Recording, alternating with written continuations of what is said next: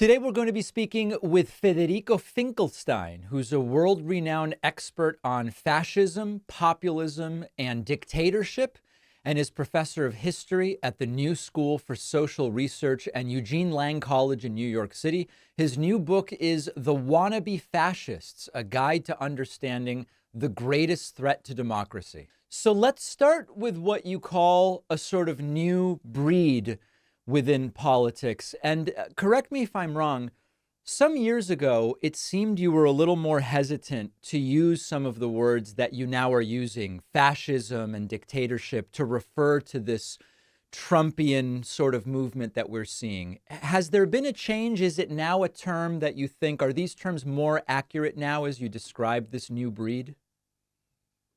Well, I mean, in history, we always analyze things in terms of process and how they go from point A to point B and so on. And when I wrote my book on From Fascism to Populism, there was a key element of fascism that was certainly lacking in Trumpism, which was dictatorship. Now, of course, my thinking changed a lot in terms of what January 6th represented, because it was a coup d'etat, and what you see is a dictatorial aim. So in that sense, that's why I talk about wannabe fascism, in the sense that we are approaching, or Trumpism is approaching, fascism in ways that wasn't the case 5 years ago. Although they were potentially there, and in my previous work, I also talk about whether fascism returning to the fore. Now, here it is way, way more powerful than it was before.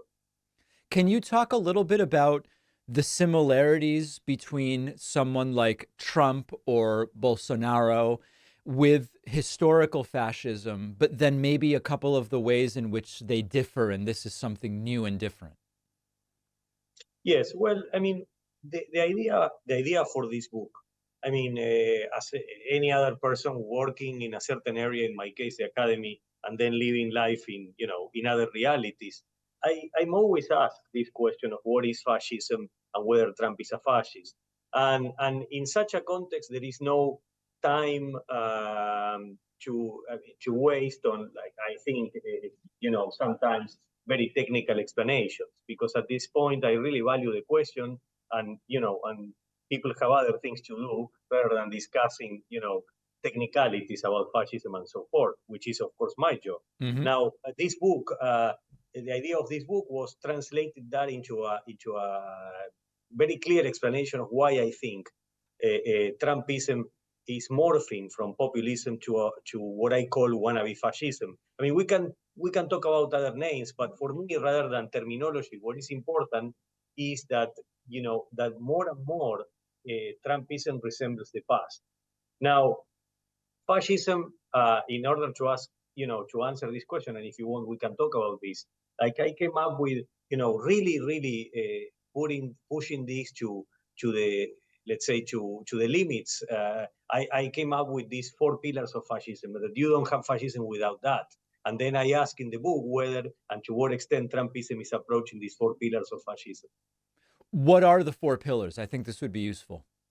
Yes, the 4 pillars of fascism are violence and the militarization of politics. In other words, you can have that without fascism, but you don't have fascism without that, and that is the understanding of politics as as war, and the idea that the more violence you spread and you glorify, the more powerful you are. So that's the one. We can return to this pillar, but that's pillar number one.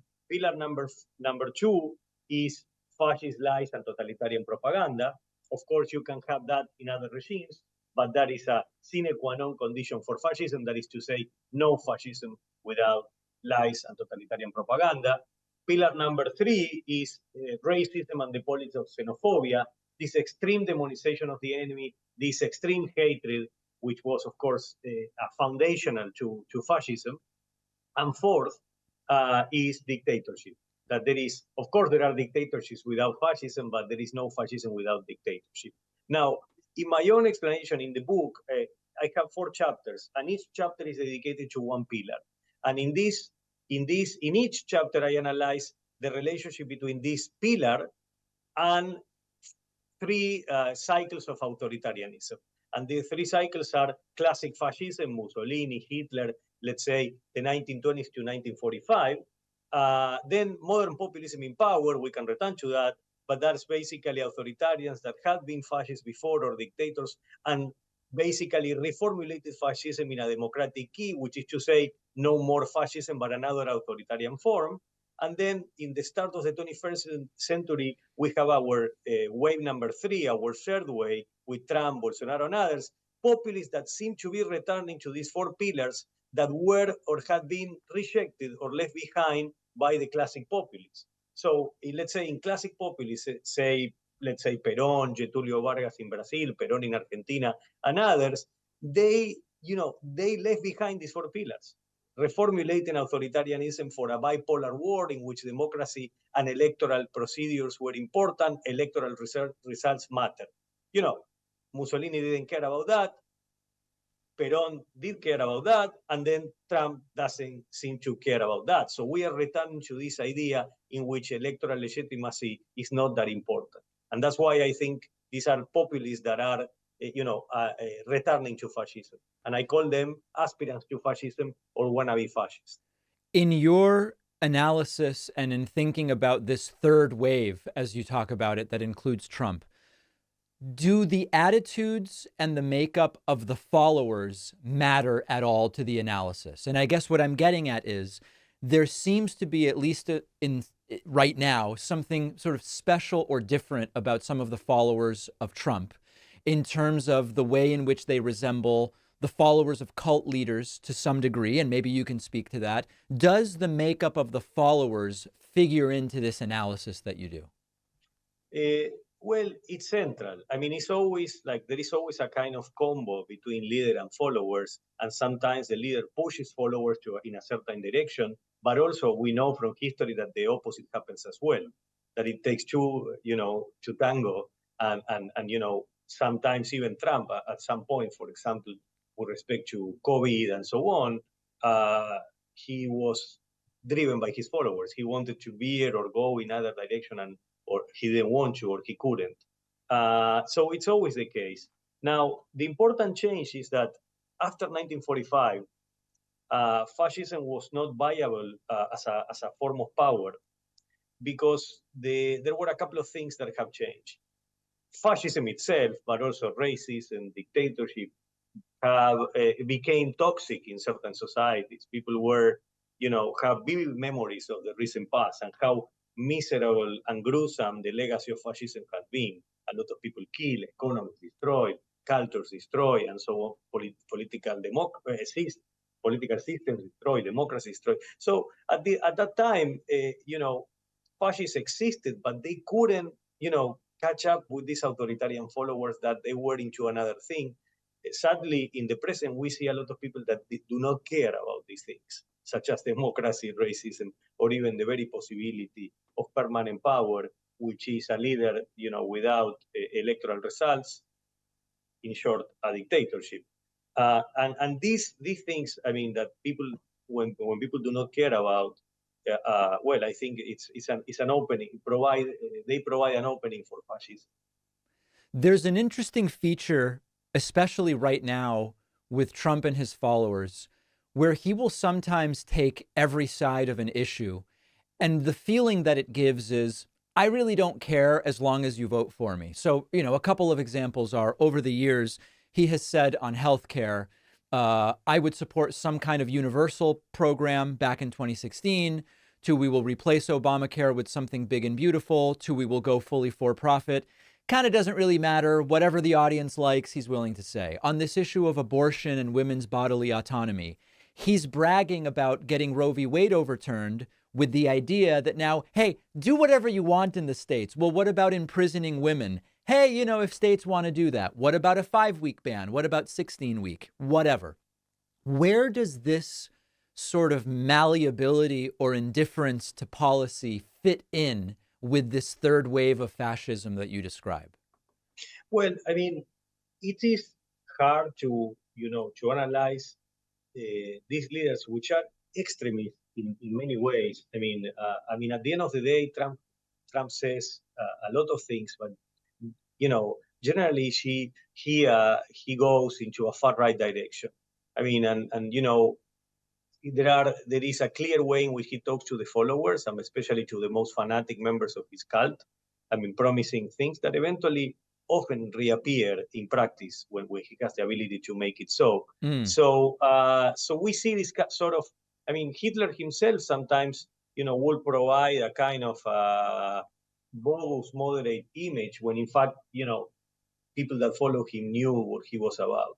So I think we need to take Trump seriously, and remember that when he says these things, he then commits to them, and I mean like the far right promises that he's making, including the possibility of a day one dictatorship, as he called it, or deportations, violence, bans, and so on and so forth.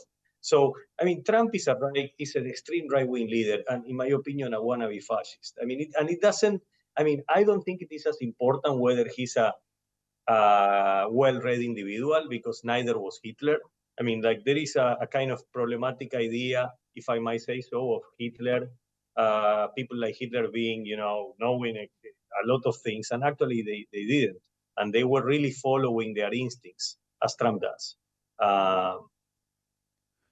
What are the does history have lessons, or is this maybe too new, this third wave, in terms of when you have this fascist wannabe tendency in a nominally democratic environment, like in the United States, where at least in theory we still have elections and the winner gets to be president? What are the best ways to resist this direction in these environments? Is it voting? Is it more than just voting? What is it?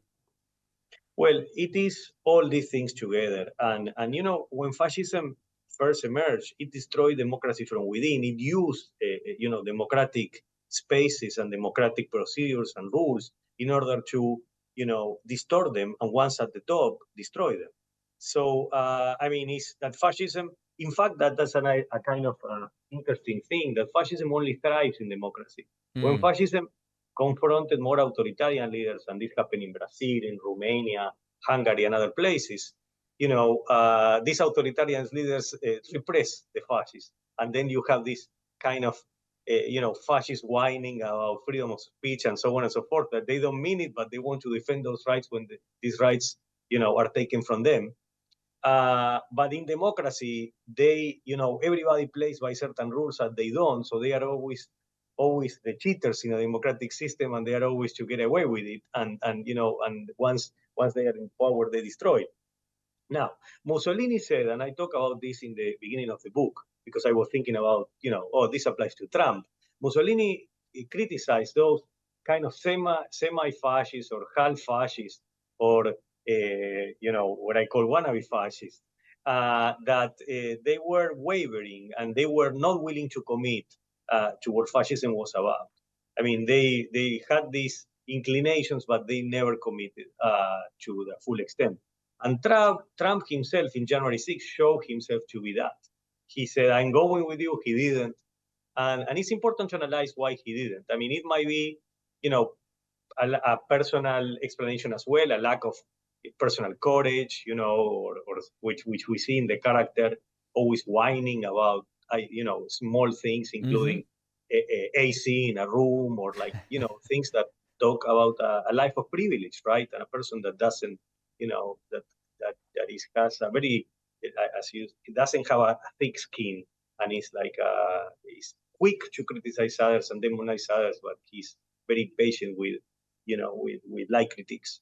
But on the other hand, it is more structural and more important than that. That fascism cannot be achieved when you have, of course, people voting against it. Of course, people talking about it, such as the conversation that we are having right now, which in a real dictatorship we couldn't have. Right. And I have lived under one when I was way younger. And I know we couldn't be talking like this, or we could talk about this, but then we will be arrested or persecuted and so on. And then, so the free press, independent in the ability, independent opinions, these are things that when they exist and when they are defended and when they are not taken for granted, provide barriers to fascism. And also, it is important to remember one thing, that, and actually that is what happened January 6th, that when members, of different institutions, including in the case, I think in January 6th, it was very important that the armed forces sided with the Constitution, but also in other cases, such as in Brazil, for example, the judiciary. And basically, when institutions of the state side with the Constitution rather than with the wannabe dictator, fascism cannot succeed. Actually, when this didn't happen, such as in Italy or Germany, the army, the monarchy, and other instances of the state betraying the Constitution to enable the wannabe fascist dictator, that fascist dictator emerged and succeeded.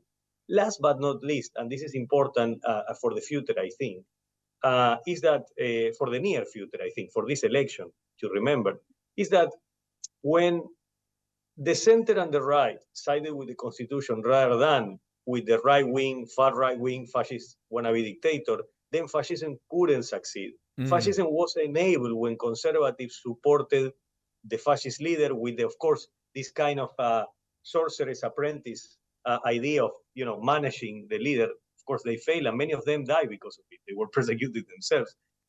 Instead of siding with the democratic constitutions. Now, that's why I think it's important that, as it happened before, as it happened in Brazil, as it happened before in the previous election, that whoever can defeat Trump, in this case President Biden, needs to be part of a broader coalition of left, center, and right. Now, this is a message for everyone, including, in my opinion, the left, because this is not the time. There are important reasons why one could be unhappy with Biden, but Trump represents something else, including those reasons that people might be concerned about, from the Middle East to whatever other instance in which they are unhappy with Biden. It will be worse with Trump, because we are talking about a wannabe fascist. A point I have been making regularly, for sure. The book is The Wannabe Fascists, A Guide to Understanding the Greatest Threat to Democracy. Federico, thank you for your time. Thank you.